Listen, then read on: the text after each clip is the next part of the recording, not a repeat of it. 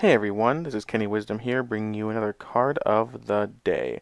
This time, as you can see on your screen, we're going to talk about Bronzong Phantom Forces.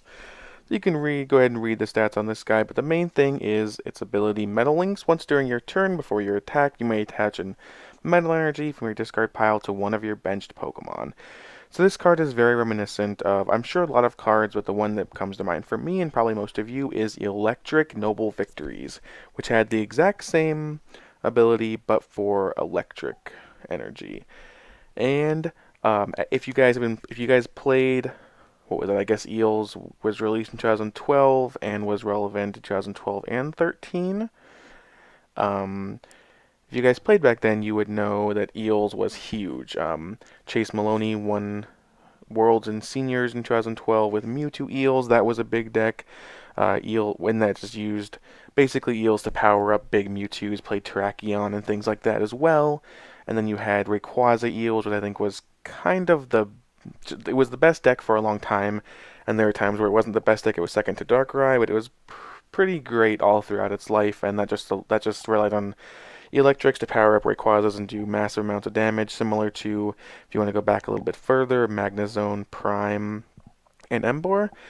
But this is the new generation Bronzong from Phantom Forces. We've seen this card see a little bit of play in Dialga Aegis Slash Metal decks, kind of just running all of the Metal Pokemon and using Bronzong to accelerate energy. The thing I love most about that deck, and I'm not sure how the deck performs post Trump card ban, I haven't tested much of it, but the thing I love about that deck that I think was similar with Eel's deck, although not quite, is that the Metal deck really just provides a sense of inevitability. Yes, it runs multiple stage twos. I mean, multiple Bronzongs, but only one stage two. And it has to get energy in the discard pile, and its attackers are all kind of require a lot of energy, and it has a lot of things going on. But if the Metal deck can get reasonably set up through turns, 1, 2, and 3, and then they can put out a reasonable offense on turns 3, 4, and 5, you can bet that, by turns 6, 7, 8, and 9, they're going to be controlling the game, if not just outright winning. If they can get a big Aegis Slash set up or do something where, they have Aegis Slash or Dialga up, and then, oh, look what happens. We get knocked out. Cool, whatever. I'll promote the Bronzong that I have that has a float zone on it, attach to my Aegis Slash, Metal Link 3 times, Muscle Band, now I have a big attacker. And like I said, it doesn't always happen like that. You can knock out the Bronzors pretty early. They can stumble on multiple of their pieces. They can have, maybe they want Aegis Slash in the matchup, but all they keep drawing is Dialgas. A lot of things like that. However, if they do get set up, they just present such an overwhelming amount of inevitability that, I personally have not seen many matches where the Metal deck loses after having a reasonable setup midway through the game. So that's definitely something I like. I also think that there is explored territory with Bronzong in other cards.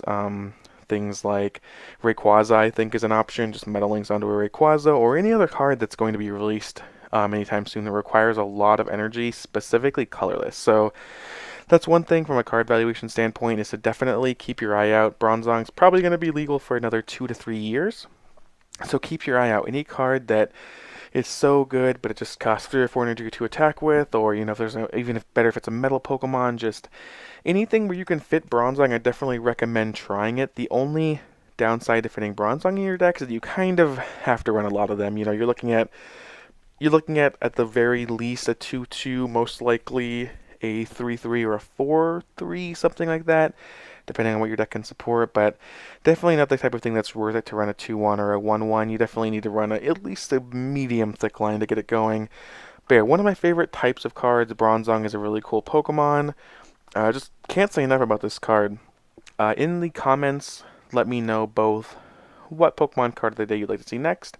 If you like this format, as I said, we're experimenting with different formats, picking only competitive cards, old cards, whatever. Please let me know in the comments which one you would like, and also let me know what your favorite energy acceleration Pokemon is from any time in the history of the game. My name is Kenny Wisdom, and thank you for watching.